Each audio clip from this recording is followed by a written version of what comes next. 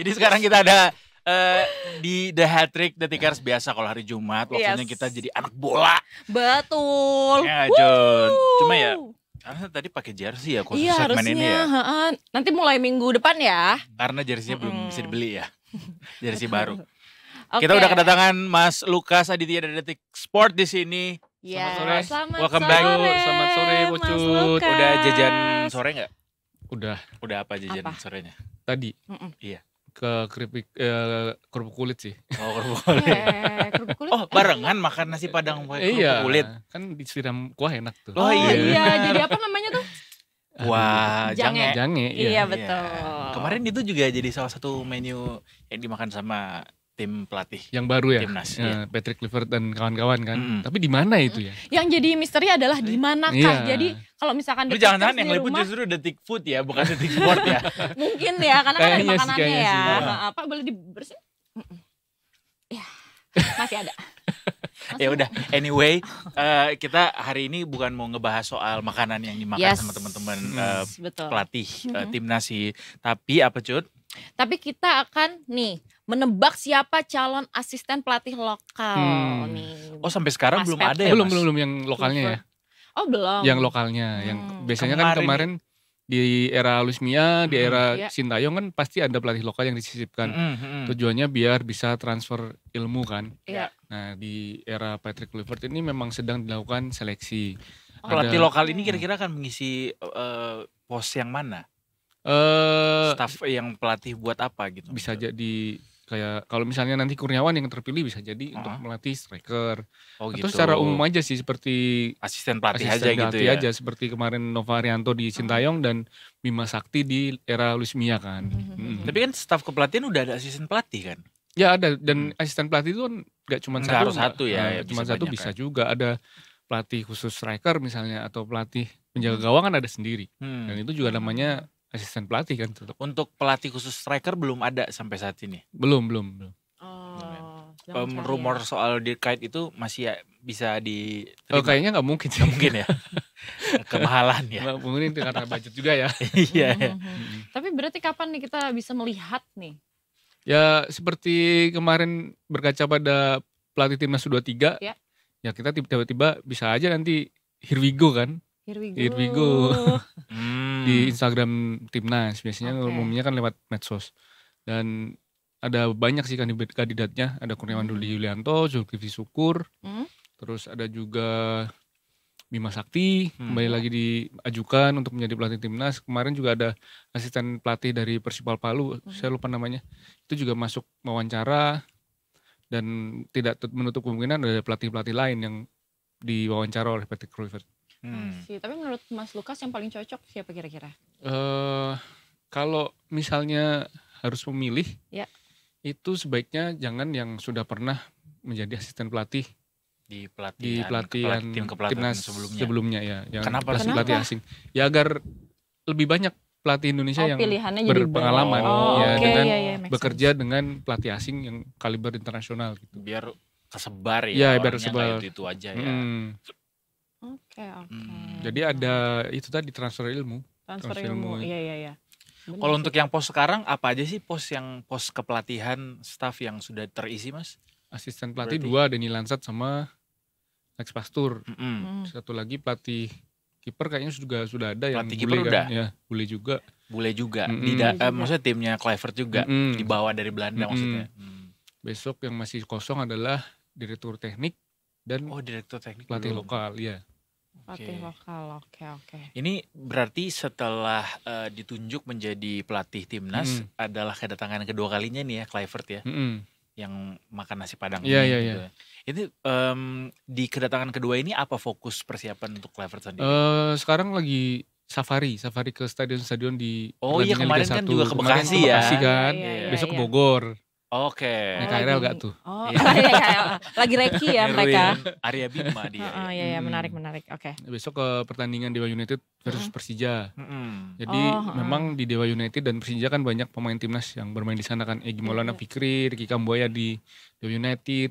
Di Persija ada Rizky Ridho, Rio Ilham Fahmi, Witan Sulaiman dan kawan-kawan Muhammad Ferrari. ya itu menjadi salah satu pertandingan yang akan dipantau oleh Kluivert secara langsung. Tapi udah dilihat dari lokasi pertandingannya, milihnya yang dekat-dekat Jakarta kayaknya ya. Dan mungkin besok juga akan ke tempat lain karena masih lama kan pertandingan kita tanggal 20 Maret. 20 Maret dan Garuda Calling paling ya seminggu sebelumnya kan.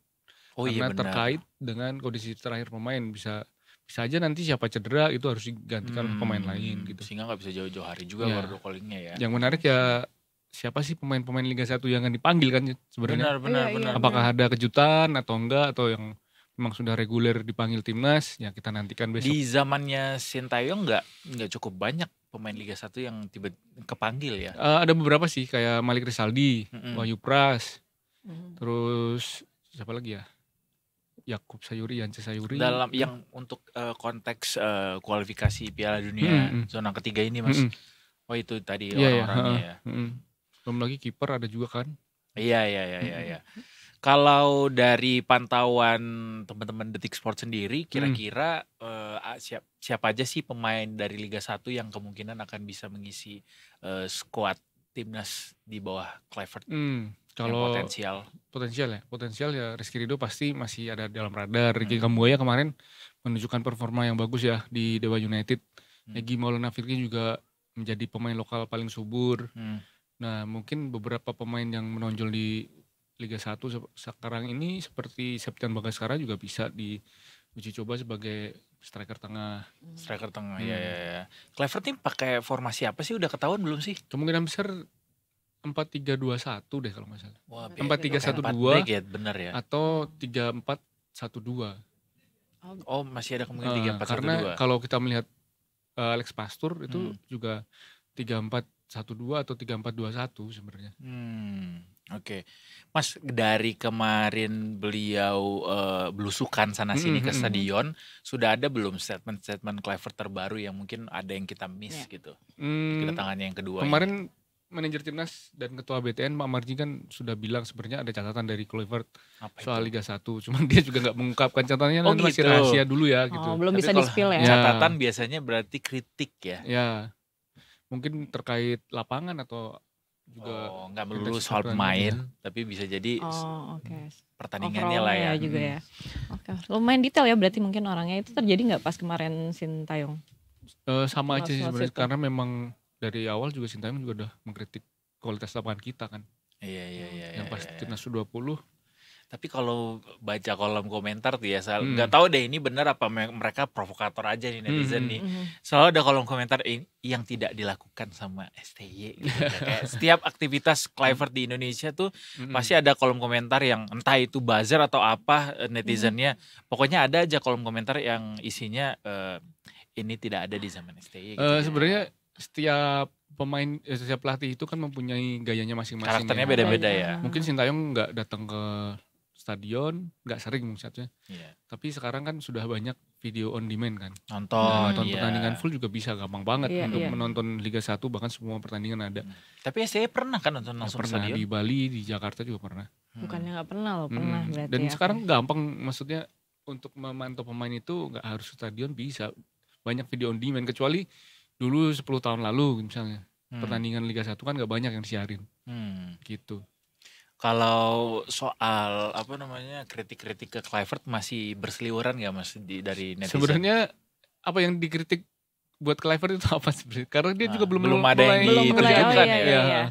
Benar-benar harus lihat dulu baru bisa Kayak dari nama-nama yang dia bawa, kemudian statement dari beliau gitu, mungkin udah ada nggak sih yang jadi sasaran netizen? Sekarang sih memang masih formatif aja ya.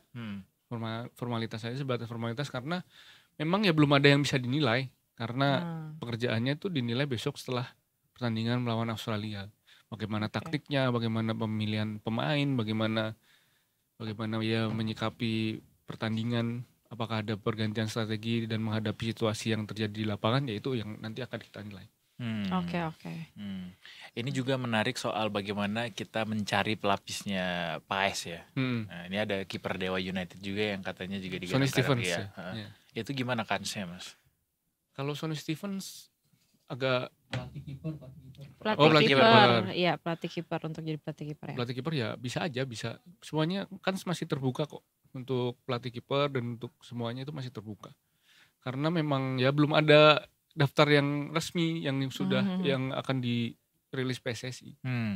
Nanti kita tunggu aja. Pasti dalam waktu dekat sih karena persiapan tinggal. Ada deadline gak sih kayak sampai tanggal segini Kluivert harus sudah ngumpulin semua staf pelatihannya gitu? Sebenarnya nggak ada deadline, tapi semakin cepat kan semakin bagus karena mereka harus menyusun program kerja kan. Iya, nyusun strategi segala dan macam. Dan besok pas persiapan melawan Australia itu cuma 3 hari, paling maksimal kita punya 3 hari. Oh iya. Karena kita harus langsung ke Australia kan. Kumpulnya bukan di Indonesia tapi langsung di Australia. Artinya Kluivert bakal ketemu full pemain itu di dalam 3 hari itu. Iya, karena memang jadwalnya kan mepet dengan pertandingan-pertandingan di level klub kan.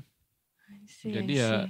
Tapi mungkin udah ketemu online semua untuk ngobrol-ngobrol kali ya. Dan yang pemain-pemain abroad kan juga kayaknya udah ketemu sih di Belanda kan.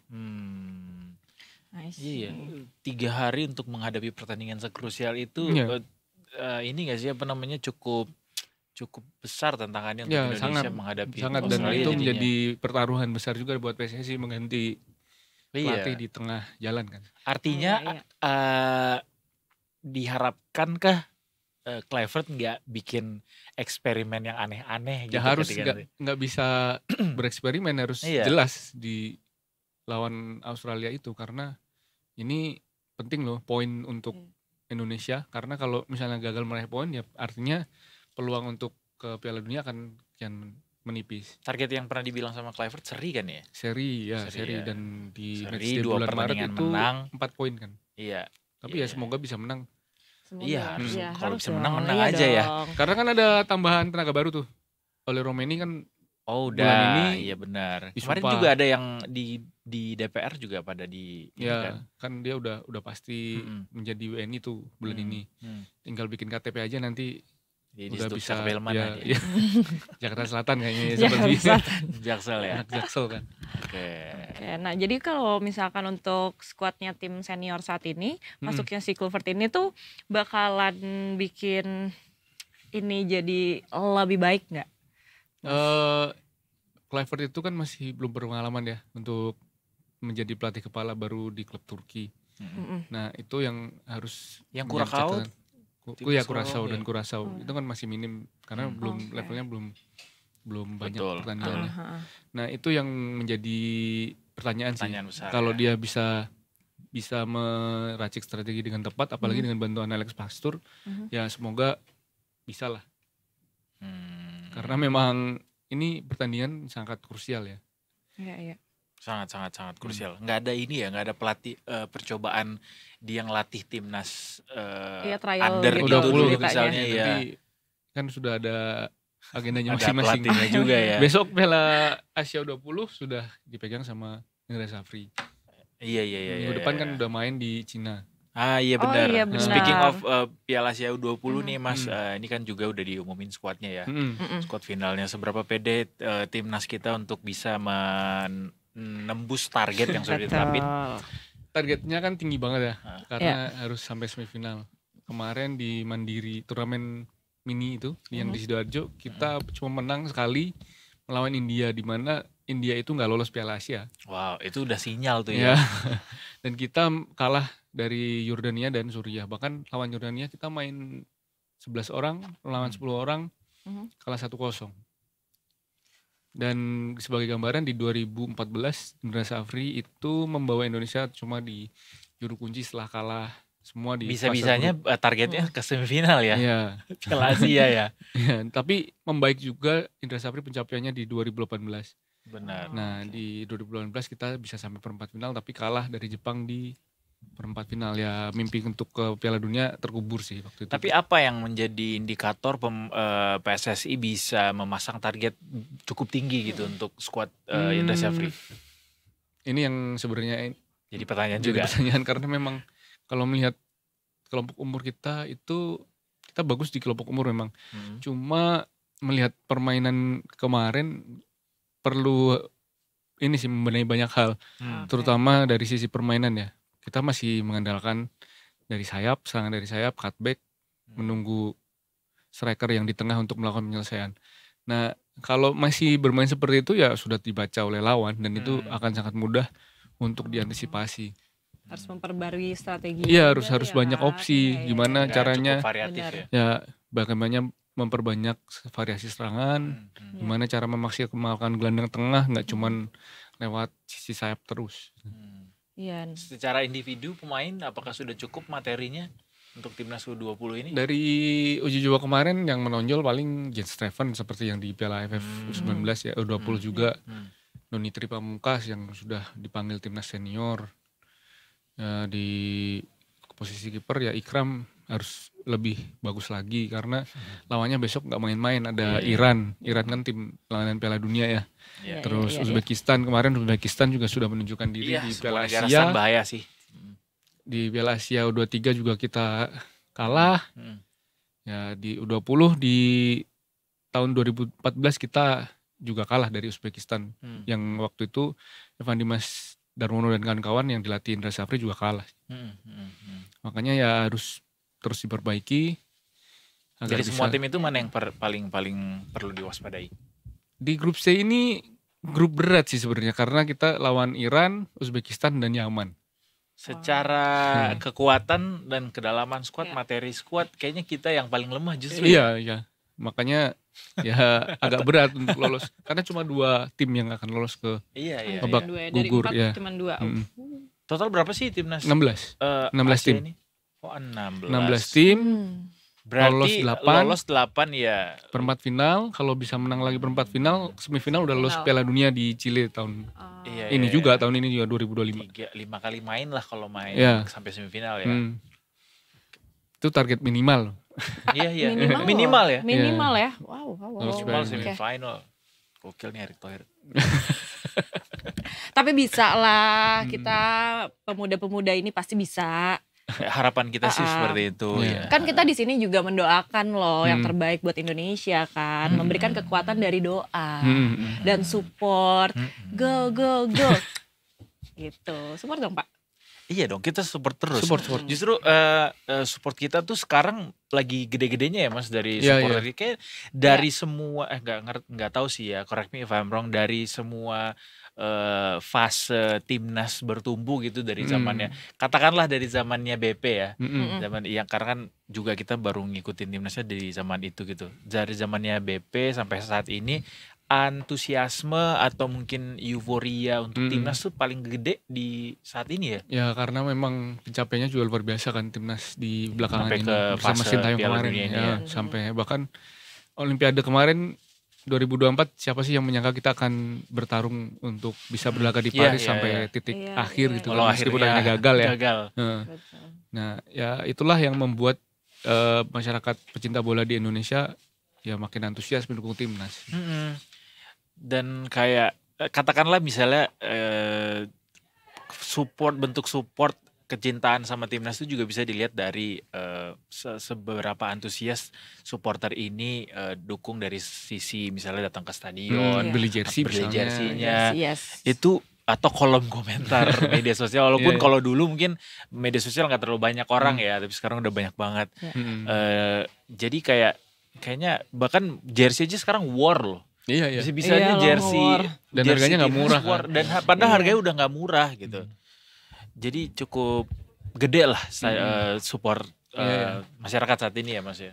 Yang menjadi PR sekarang adalah gimana caranya PSSI untuk memperbaiki kompetisi lokal kan. Karena kita kemarin hanya fokus di timnas dan sepertinya Liga 1, Liga 2, Liga 3 dan Liga 4 itu terlupakan. Bahkan baru kemarin ada kasus pemukulan lagi di Liga 2 antara yang di laga PSPS melawan Deltras, bahkan itu pemain asing dengan pemain lokal. Ya hal-hal seperti inilah yang harus segera dibenahi, jangan cuman fokus timnas doang deh. Timnas gitu. benar. Karena timnas itu kan muara dari kompetisi. Kalau misalnya kompetisi masih jelek, jangan berharap kita dapat pemain bagus gitu aja. Benar. Jangan sampai ini cuma jadi kesenangan sesaat doang buat jangan menipu diri sendiri lah. Iya benar. Diri sendiri. Jangan sampai ini cuma buat emang nggak kedengaran ya? Jangan sampai ini justru cuma dijadiin bahan gitu. Iya. Harus inilah kalau mau memperbaiki sepak bola kita ya kompetisinya jangan lupa gitu. Ini yang menjadi PR kita juga ada beberapa sih. Salah satunya adalah kita mempunyai timnas U17 U20, tapi kompetisinya itu belum sustain lah, belum reguler satu musim. Dan PR-nya lagi adalah kompetisi untuk setelah U20 itu nggak ada, kita U22 kan nggak ada. Kalau kita melihat harusnya ada ya. Kalau kita melihat Liga Inggris itu kan ada U23 kan, Youth Premier League gitu. Benar. Jadi untuk menjembatani bagaimana pemain-pemain U20 yang sudah dapat kontrak profesional ini agar bisa lebih berkembang lagi. Jangan cuma kita dari U20 langsung ke tim senior, ya hasilnya ada banyak pemain loh yang layu sebelum berkembang, seperti Evan Dimas dan generasinya. Itu kan semuanya kalah bersaing di klub dan akhirnya hilang. Benar. Jadi ekosistemnya tuh nggak dibentuk secara sehat ya Mas ya. Kayak kan ada tuh yang bilang kalau kenapa misalnya banyak sekali dari zamannya Boas, Evan Dimas sampai saat ini tuh banyak dari mereka yang setelah usia 25 terus tiba-tiba langsung hilang gitu aja.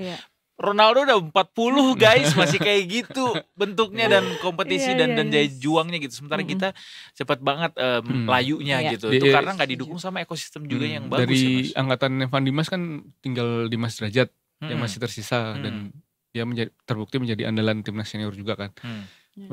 Selain itu ya paling Hansamu juga sudah kalah di Persija. Evan Dimas bahkan sekarang udah mengambil kursus kepelatihan kan, karena kalah bersaing di Liga 1. Ya inilah yang menjadi PR, gimana caranya menjembatani antara timnas U20 sampai ke senior itu masih ada satu step yang hilang. Tapi perbaikan menuju maksudnya tanda-tanda perbaikan itu sudah terlihat belum sih di kompetisi? Belum ya? Langsung loh jawabnya. Ya, belum ada niatan kayaknya juga. Waduh. Karena gimana pun juga Justin Hubner pun di Wolves, di Wolverhampton Wanderers itu juga dia masih masuk tim U21 kan kompetisinya. U23, U21. Artinya maksudnya gimana? Artinya jadi untuk menjadi pemain senior Wolves itu dia masih harus satu step lagi di U23 gitu. Oh iya. Dan dia menjadi kapten di tim U23-nya Wolves kan. Benar. Oke. Seperti itulah. Berarti masih banyak PR sebenarnya. Banyak PR. Jangan ini cuma kayak apa ya, sugar cane gitu yang kita lihat di atasnya sangat mewah gitu ya. Harga tiket dibikin mahal sekarang. Jersey dibikin bagus-bagus, tapi di dalamnya kompetisinya sendiri itu masih sangat kacau balau gitu bilang gitu ya. Semoga PR-nya dikerjain ya. Betul kan, itu yang paling penting. Iya, karena memang butuh waktu sih memang. Tapi ya jangan terus dilupakan, itu aja sih. Benar. Iya benar. Kalau ini itu tembusannya kemana, Pak Erick Thohir? Ya PSSI, karena selaku federasi kan. Iya. PSSI menunjuk PT Liga Indonesia Baru untuk Liga 1 dan Liga 2, untuk Liga 3 kan langsung di bawah PSSI. Nah itu yang harus digarap sih sebenarnya sama PSSI, karena sampai kapan kita mau naturalisasikan kalau misalnya Liga kita nggak diperbaiki. Jadi kayak semu ya, euforia sepak bola kita tuh semu jadinya. Iya, karena memang ini bukan hasil pembinaan kita sebenarnya, karena ya memang pemain-pemain naturalisasi ini mempunyai darah Indonesia dan mereka memang punya hak. Dan itu bagian dari rencana jangka panjang juga ya Mas ya. Anyway ya. Sebenarnya kayak injeksi doping aja sih. Pemain naturalisasi doping karena kita susah untuk mencetak pemain yang berkualitas. Akhirnya ya jalan naturalisasi yang diambil. Nah, karena kita sudah terlalu enak pakai doping nih kayaknya. Benar. Ya istilahnya. Keterusan jadinya dan ini mau sampai kapan kalau misalnya nanti pemain naturalisasi itu kan cuma 2 generasi ya. Dari maksimal di kakek. Kalau misalnya nanti semua diaspora itu sudah nggak ada yang jadi pemain bola, kita mau ngambil pemain dari mana? Benar.